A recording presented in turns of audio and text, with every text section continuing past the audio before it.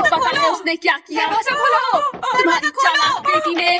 Movie के start होते ही Iraq की एक सिटी जिसका नाम हाइड्रा होता है उसे दिखाया जाता है। वहाँ पर मुख्तलिफ चीजों की खोज के लिए खुदाई हो रही है और वहाँ पर फादर मेरिन को दिखाया जाता है। फादर मेरिन भी बाकी लोगों के साथ खुदाई कर रहे होते हैं। खुदाई के दौरान उन्हें एक ताबीज मिलता है और वो ताबीज पेजुजू का होता है। पेजुजू एक बहुत ही पावरफुल शैतान है जो गर्मियों के मौसम में गर्मी और सूखापन, बारिश के दिनों में टिड्डियों का एक बहुत बड़ा तूफान लेकर आता है और ये टिड्डियां लाखों की तादाद में होती हैं और ये सारी फसलों पर हमला करके उन्हें तबाह बर्बाद कर देती हैं और इसके बहुत बुरे असरात पड़ते हैं, यानी कि खाने पीने की चीजों की किल्लत हो जाती है, लोग भूख से मरने लगते हैं और सबसे बुरा नतीजा ये है कि गुर्बत बहुत बढ़ जाती है। साथ ही मैं ये भी बता दूं, पेजुजू का एक बहुत बड़ा दुश्मन है जिसका नाम लेमेस्टो है और लेमेस्टो कोई और नहीं बल्कि वो भी एक शैतान है। लेमेस्टो जो बुरा काम करता है वो ये है कि वो मदर और बच्चे को नुकसान पहुंचाता है, बच्चे को उनकी मदर से छीन लेता है और फिर उनका खून पी लेता है और इसीलिए ये लोग पेजुजू का सहारा लेते हुए माँ और बच्चे को लेमेस्टो से दूर रखते हैं। हालांकि पेजुजू भी एक शैतान है लेकिन लोगों ने अपनी हिफाजत के लिए यूज करते हैं और उनका सहारा लेते हैं क्योंकि वो दूसरे शैतान लेमेस्टो को उनसे बचा कर रखता है। फिर फादर मेरिन को दिखाया जाता है, वो ऐसी जगह पर पहुंचते हैं जहाँ पर उन्हें पेजुजू का स्टैचू मिलता है और वहाँ पर दो डॉग भी होते हैं जो इस वक्त आपस में लड़ रहे होते हैं और वो इस बात का इशारा होता है कि दो शैतान आपस में लड़ रहे हैं, दोनों शैतान यानी पेजुजू और लेमेस्टो।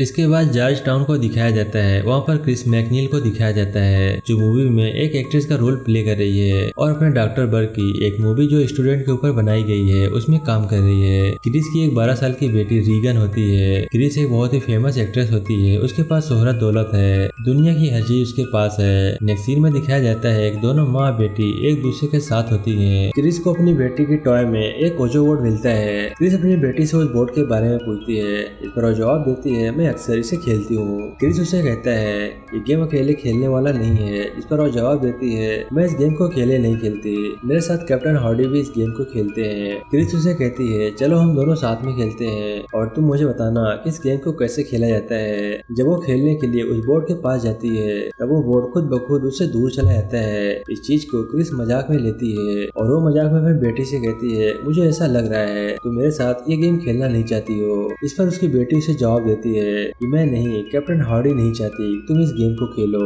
उसकी इस बात को सीरियस नहीं लेती और मजाक समझती है। फिर दिखाया जाता है क्रिस सो रही थी और उसके पास किसी का कॉल आता है, तब वो जाग जाती है। क्रिस देखती है उसकी बेटी भी उसके साथ सो रही है। इसकी वजह से वो उसे पूछती है तुम यहाँ पर क्यों सो रही हो और उसकी बेटी जवाब देती है, मेरा बेड हिल रहा है और इसकी वजह से मुझे वहाँ पर सोना बहुत मुश्किल हो रहा है। क्रिस इस बात पर ज्यादा ध्यान नहीं देती और रूम से बाहर चली जाती है। क्रिस को लॉक रूम से कुछ आवाजें सुनाई देती है और ये आवाजें उसे पहले भी सुनाई देती थी। वो ऊपर फ्लोर पर जाकर देखती है लेकिन वहाँ पर उसे कुछ भी नजर नहीं आता। अगले दिन क्रिस रीगन को एक डॉक्टर के पास लेकर जाती है और जब डॉक्टर उसका चेकअप कर रहा होता है तब वो डॉक्टर के साथ बहुत मिसबिहेव करती है और उसे काफी भला बुरा कहती है। डॉक्टर क्रिस को बताता है उसकी बेटी को नर्व प्रॉब्लम हो गई है जिसकी वजह से उसका टोन हाइपर हो गया है और उसे ज्यादा गुस्सा आता है और आगे जाकर ये चीज डिप्रेशन में बदल जाती है। इस पर क्रिस डॉक्टर को बताती है उसकी बेटी को किसी किस्म की कोई प्रॉब्लम नहीं है, जिस पर डॉक्टर उसे कहता है रीगन के फादर के साथ नहीं रहते और न ही कभी उन्होंने इसके साथ कांटेक्ट किया, शायद यही वजह हो सकती है इसकी वजह से वो टेंशन में हो। इसके बाद फादर कैरिस को दिखाया जाता है। फादर कैरिस की मदर को उनके भाई इसी मेंटल हॉस्पिटल में एडमिट करवा देता है और इस बात को लेकर कैरिस की मदर बहुत ज्यादा सैड हो जाती है। उनकी मदर एक बूढ़ी औरत होती है जिनका पाँव फ्रैक्चर होता है और वो किसी भी डॉक्टर को अपना ट्रीटमेंट करने नहीं दे रही है और उन्हें यहाँ पर एडमिट करवाने की वजह भी यही होती है। फादर कैरिस भी यही चाहते थे कि अपनी मदर को इस हॉस्पिटल से निकाल के किसी अच्छे हॉस्पिटल में उनका ट्रीटमेंट करवाए, लेकिन वो अफोर्ड नहीं कर सकते थे। तो उनकी मदर की डेथ हो जाती है और वो बहुत ज्यादा सैड हो जाते हैं। क्रिस अपने घर में एक पार्टी रखते हैं और पार्टी के दौरान उनकी बेटी वहाँ पर आ जाती है।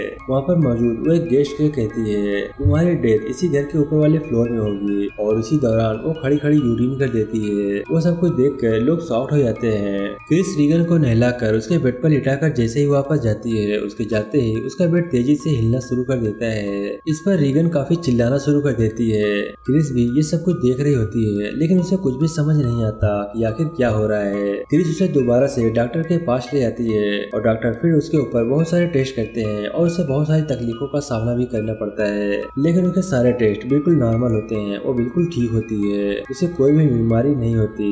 अब दिन ब दिन रीगन की तकलीफों में इजाफा हो रहा था।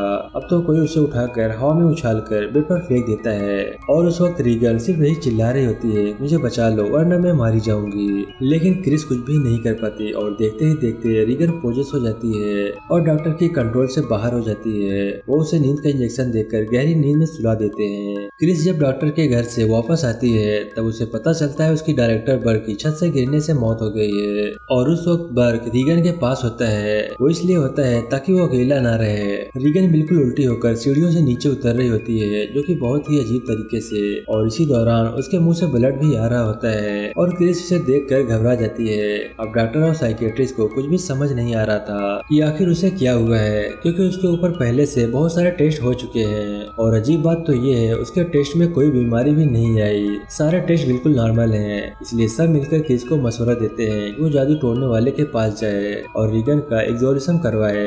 आगे हमें दिखाया जाता है क्रिस से मिलने विलियम आते हैं जो बर्क का केस हैंडल कर रहे हैं और वो क्रिस को उस रात के बारे में पूछते हैं और साथ में ये भी बताते हैं कि बर्क की डेथ में बहुत सारी अजीब चीजें हुई थी और वो बिल्कुल सही सही बताती है। उसकी गर्दन पीछे की तरफ टर्न हो गई थी और इस बात का संबंध था उसे किसी शैतान ने मारा है। विलियम के वहाँ से जाने के बाद रीगन के रूम से बहुत ज्यादा चिल्लाने की आवाजें आ रही थी। क्रिस जब उसके रूम में जाकर देखती है तो देखकर काफी हैरान हो जाती है कि उसकी बेटी ने खुद को बहुत ज्यादा जख्मी कर दिया है और वो मुसलसल खुद को जख्मी किए जा रही है और जैसे ही क्रिस उसे रोकने के लिए आगे बढ़ती है वो क्रिस पर भी हमला कर देती है और इतनी ही देर में उसकी सर्वेंट भी वहाँ पर पहुँच जाती है। दरवाजा खुद ब खुद बंद हो जाता है और वहाँ पर रखा हुआ सोफा खुद ब खुद मूव होकर दरवाजे के पास जाता है और उसे मजबूती से बंद कर देता है और रूम में रखी हुई अलमारी खुद ब खुद मूव होकर क्रिस पर गिरने लगती है, लेकिन ठीक वक्त पर क्रिस वहाँ से हट जाती है और खुद को बचा लेती है। उसी वक्त उसकी बेटी अपना सिर पूरी तरह से टर्न करके पीछे कर लेती है, जो कि एक बहुत ही अजीब चीज थी, ये कोई नॉर्मल बात नहीं थी। रीगन बर्क की आवाज में क्रिस को कहती है कि देखो तुम्हारी कैरेक्टरलेस बेटी ने मेरे साथ क्या किया है। ये सुनकर क्रेज फौरन समझ जाती है कि बर्क को उसी शैतान ने मारा है और रीगन पर किसी शैतान का बहुत बुरा साया है और रियलिटी भी यही होता है कि रीगन को किसी शैतान ने पोजेस कर लिया होता है। जब क्रिस को इस बात का पता चलता है तो फादर कैरी से मिलती है और वो रिक्वेस्ट करती है कि उसकी बेटी पर एक्सोर्सिज्म करे, लेकिन फादर कैरिस पहले तो इस बात के लिए मना कर देते हैं, लेकिन क्रिस के ज्यादा रिक्वेस्ट करने पर वो इस बात के लिए एग्री हो जाते हैं। जब फादर कैरिस रीगन के पास जाते हैं उस वक्त उस शैतान बुरी तरह से रीगन के ऊपर हावी हो चुका होता है और रीगन का शैतान कैरिस की मदर के डेथ के बारे में उसे बहुत ज्यादा इरिटेट करता है। वो सोचता है कि रीगन को मेरी मदर की डेथ के बारे में कुछ भी नहीं पता था और उसने बिल्कुल सही बताया है। उसे इस बात पर यकीन हो जाता है कि क्रिस बिल्कुल ठीक कह रही है, लेकिन यहाँ पर मसला ये था एक्सोर्सिज्म के लिए चर्च से परमिशन लेना पड़ता है, जिसके लिए चर्च को ये प्रूफ देना होता है जिसके ऊपर एक्सोर्सिज्म करने वाले हैं उसके ऊपर वाकई किसी शैतान का साया है। रीगन की बॉडी पर हेल भी लिखा होता है और क्रिस फादर कैरिज को ये बताना कि बर्थ की डेथ भी ऐसे ही हुई थी। ये जानते ही फादर कैरिज को इस बात पर मुकम्मल यकीन आ जाता है कि वाकई रीगन को किसी शैतान ने पोजेस कर लिया है। फादर कैरिज रीगन की रिकॉर्डिंग की हुई आवाज को सुनते हैं और इस रिकॉर्डिंग में वो फादर मैरिन का नाम ले रही होती है। दूसरी तरफ फादर कैरिज चर्च से एक्सोर्सिज्म की परमिशन ले तो लेते हैं, लेकिन चर्च उनके साथ किसी एक्सपीरियंस फादर यानी जिसने पहले एक्सोर्सिज्म किया होता है उन्हें साथ भेजने का डिसीजन लेते हैं और यहाँ पर चर्च फादर कैरिज के साथ फादर मैरिन को भेजते हैं। फादर मैरिन जब इन लोगों के घर जाते हैं तब उन्हें रीगन की चीखने की बहुत भयानक आवाजें आती है। फादर मैरिन फादर कैरिज को कहते हैं कि उन्हें फौरन एक्सोर्सिज्म स्टार्ट कर देना चाहिए। फिर उनका एक्सोर्सिज्म स्टार्ट हो जाता है। जैसे ही एक्सोर्सिज्म का प्रोसेस आगे बढ़ाया जाता है रीगन बुरी तरह से चिल्लाना शुरू कर देती है और वो चीखते हुए फादर कैरी और अपनी मदर क्रिस को बुरी तरह से अब्यूज करती है। उसके साथ ही उसका बेड पूरी तरह से मूव करना शुरू कर देता है और उनकी नजरों के सामने ही खुद ब खुद बेड उठकर हवा में चला जाता है, लेकिन वो एक्सोर्सिज्म को नहीं रोकते, वो कंटिन्यू ही रखते हैं और उसका बेड भी नीचे आ जाता है। अब वो शैतान अपनी शैतानी ताकत से चीजों को इधर उधर फेंकता है। फादर मैरिन को भी अब्यूज किया जाता है और रीगन के हाथ की सारी पट्टियां खुल जाती है और रीगन हवा में उड़ जाती है। दोनों फादर बड़ी मुश्किल से उसके ऊपर अपना कंट्रोल करके उसे नॉर्मल करते हैं और इसी दौरान फादर मैरिन को शैतान पिजुजू का साया नजर आता है और यहाँ पर फादर कैरी शैतान की बातों से बहुत दुखी हो गए थे क्योंकि वो उनकी मदर की डेथ का रिस्पॉन्सिबल उसे ही समझ रहे थे। इसके बाद फादर कैरी एग्जोर्सिज्म स्टार्ट करते हैं। जैसे ही वो शैतान के पास जाते हैं उन्हीं की मदर की आवाज में बोलता है और वो एक बार फिर से ब्लेम करता है उनकी मदर को उन्होंने ही मारा है। और उसी दौरान फादर कैरी अपने आप पर कंट्रोल नहीं कर पाते।